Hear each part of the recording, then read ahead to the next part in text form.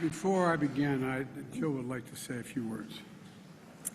I just wanted to say thank you to the families for opening up your hearts to us and for letting us be with you today. So God bless you, and thank you for allowing us to be with you. Yeah.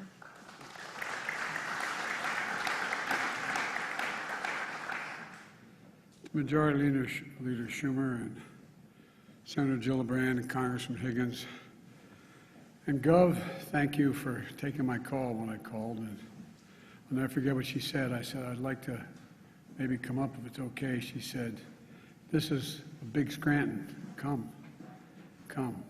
And I think you're doing a heck of a job. Thank you. Thank you for your heart as well as your head. And Mayor Brown, you've been wonderful. Thank you. And I know this is a lot of, when a vice presidential or a presidential chip shows up, there's all kinds of paraphernalia and people, and I know it's not easy. I want to thank your law enforcement officers for not just what they did in this crisis, but for accommodating us, and all the elected officials and law enforcement officers, first responders, and faith leaders that are here today. Jill and I have come to stand with you, and to the families, we've come to grieve with you. It's not the same, but we know a little bit what it's like to lose a piece of your soul. When you lose a son, a daughter, a husband, a wife, a mother, a father. The feeling of having that, as I said to some of you when we talked privately, you feel like there's a black hole in your chest you're being sucked into, and you're suffocating, unable to breathe. That's what it felt like, at least to us, and I'm sure some version of that feels that way to you. The anger, the pain, the depth of a loss that's so profound. You know, we know it's hard to believe, and you're probably not going to believe it, but I can tell you now, from our personal experience and many others who we've met, the day's going to come, it will come, when your loved one brings a smile as you remember him or her. As you remember her, it's going to bring a smile to your lip before it brings a tear to your eye. It takes a while for that to happen. It takes a while. Might take more than a season. But our prayer for you is that that time comes sooner or later, but I promise you it will come. As a nation, I say to the families, we remember them. We've been reading about them. We visited the memorial where they show the love for them, and you've all shown by the supermarket. And Celestine Cheney, 65 years old, brain cancer survivor, churchgoer, bingo player, went to buy strawberries to make her favorite shortcake. A loving mother and a grandmother. Roberta Drury, 32, beloved daughter and sister, moved back home to help take care of her brother after his bone marrow transplant. She went to buy groceries for dinner, the center of attention, who made everyone in the room laugh and smile when she walked in. Andre McNeil, 53, worked at a restaurant, went to buy his 3-year-old son a birthday cake.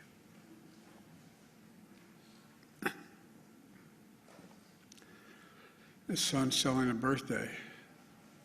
Ask him, where's Daddy? Catherine Massey, 72, a writer and an advocate, who dressed up in costumes at schools and cut the grass in the park and helped in local elections, the glue of the family and the community. Marcus Morrison, 52, school bus aide, went to buy snacks for a weekly movie night with the family, survived by his wife and 3 children and a stepdaughter, the center of their world. Hayward Patterson, 67, father, church deacon, fed the homeless at the soup kitchen, gave rides at the grocery store to neighbors who needed help, putting food in the trunk of others when he took his final breath. Aaron Salter, 55, retired Buffalo police officer for 3 decades. 3 decades. Loved electric cars, hero who gave his life to save others, on a Saturday afternoon. And had that man not been wearing that vest that he purchased, bulletproof vest, a lot of lives would have been saved. A beloved father and husband. Geraldine Talley, 62, expert banker known for her warm, gentle personality, a friend to everybody, devoted mother and grandmother. Ruth Whitfield, 88, beloved wife, mother, grandmother, great-grandmother, sang in the church choir, a caretaker of her husband, bringing him clean clothes, cutting his hair, holding his hand every day she visited him in the nursing home. Heart as big as her head. Pearl Young, 77, a mother, grandmother, missionary of God, public school teacher, who also ran the local food pantry.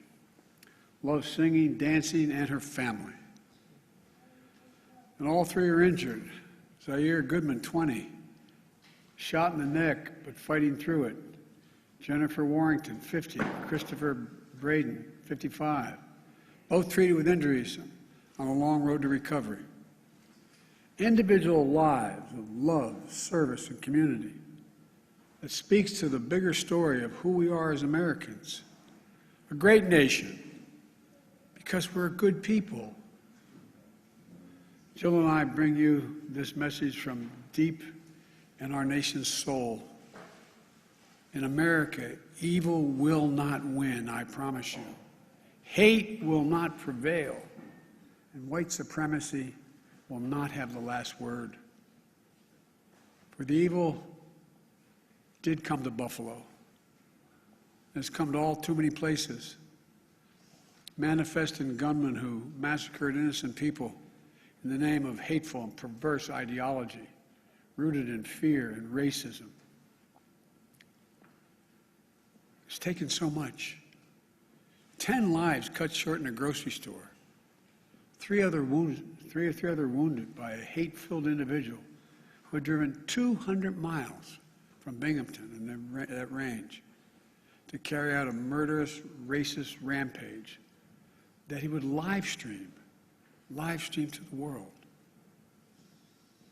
What happened here is simple and straightforward. Terrorism. Terrorism. Domestic terrorism. Violence inflicted in the service of hate and the vicious thirst for power that defines one group of people being inherently inferior to any other group. A hate that through the media and politics, the internet, has radicalized, angry, alienated, lost, and isolated individuals into falsely believing that they will be replaced, that's the word, replaced, by the other, by people who don't look like them, and who are, therefore, in a perverse ideology that they possess and being fed lesser beings. I and all of you reject the lie. I call on all Americans to reject the lie. And I condemn those who spread the lie for power, political gain, and for profit. That's what it is. We've now seen too many times the deadly and destructive violence this ideology unleashes. We heard the chants, "You will not replace us," in Charlottesville, Virginia. I wasn't going to run, as the senator knows, again for president. When I saw those people coming out of the woods of the fields in Virginia, in Charlottesville, carrying torches, shouting, "You will not replace us," accompanied by white supremacists and carrying Nazi banners, that's when I said, no. No. And I, honest to God, those who know me, Chuck, you know, I wasn't going to run for certain. But I was going to be darned if I was going to let anyway. I'm going to get going.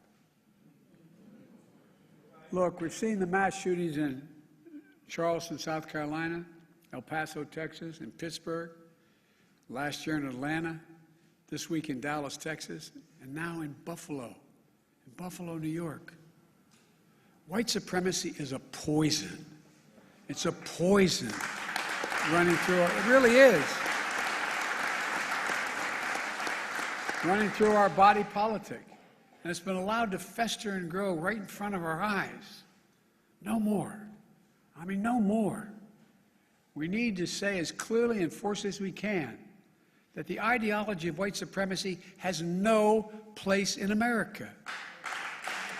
None.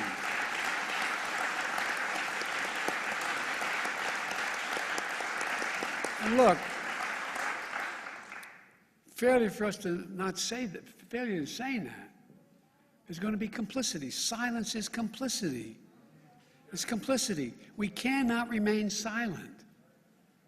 Our nation's strength has always come from the idea. It's going to sound corny, but think about it. What's the idea of our nation? That we're all children of God. All life, liberty, our universal goods, gifts of God. We didn't get it from a government. We got it from because we exist. We're called upon to defend them. The venom of the haters and their weapons of war, the violence and the words and deeds that stalk our streets, our stores, our schools. This venom, this violence cannot be the story of our time. We cannot allow that to happen. Look, I'm not naive. I know tragedy will come again. It cannot be forever overcome. It cannot be fully understood either. But there are certain things we can do. We can keep assault weapons off our streets. We've done it before. I did it when we passed the crime bill last time. And violence went down. Shootings went down. You can't prevent people from being radicalized to violence. But we can address the relentless exploitation of the internet to recruit and mobilize terrorism. We just need to have the courage to do that, to stand up.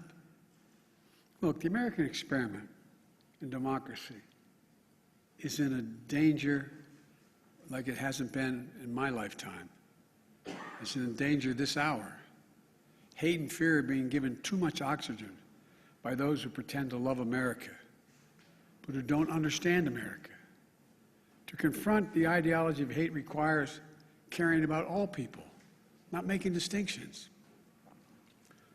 Reverend, the Scripture is seeing that we're all part of the divine. Love thy neighbor as thyself. That's the America I know, that Jill knows. And most deserve the most, look, we're the most multiracial, most dynamic nation in the history of the world. Now's the time for the people of all races, from every background, to speak up as a majority in America and reject white supremacy. These actions we've seen in these hate-filled attacks represent the views of a hate-filled minority. We can't allow them to distort America, the real America. We can't allow them to destroy the soul of the nation. As President of the United States, I travel the world all the time. And other nations ask me, heads of state in other countries, ask me, what's going on? What in God's name happened on January 6th? What happened in Buffalo? What happened? They ask. We have to refuse to live in a country where black people going about a weekly grocery shopping can be gunned down by weapons of war deployed in a racist cause. We have to refuse to live in a country where fear and lies are packaged for power and for profit. We must all enlist in this great cause of America. This is work that requires all of us, presidents, politicians, commentators, citizens. None of us can stay in the sidelines. We have to resolve that here in Buffalo, that from the tragedy, this tragedy will come hope and light and life. It has to. And that on our watch, the sacred cause of America will never bow, never break, never bend. And the American we love, the one we love, will endure. So to the families, from your pain, may we find purpose to live life worthy of the loved ones you lost. From a hymn based on the 91st Psalm that's sung in my church, May he raise you up on eagle's wings and bear you on the breath of dawn, make you to shine like the sun, and hold you in the palm of his hand. That's my wish for us. We can do this if we resolve to do it. If we take on the haters and those who don't even care, it's just about profit and politics. May the soul of the fallen rest in peace and rise in glory. And may God guide the United States of America, now and always. To the families, as my grandpop used to say when I walked out of his home in Scranton, he'd say, "Joey, spread the faith." And my grandma would yell, "No, Joey." He'd say, "Keep the faith." And my grandma would say, "No, Joey, spread the faith." We're thinking of you. Hold on to each other tightly. Stick together. You'll get through this. And we'll make Buffalo and the United States a better place to live than it is today.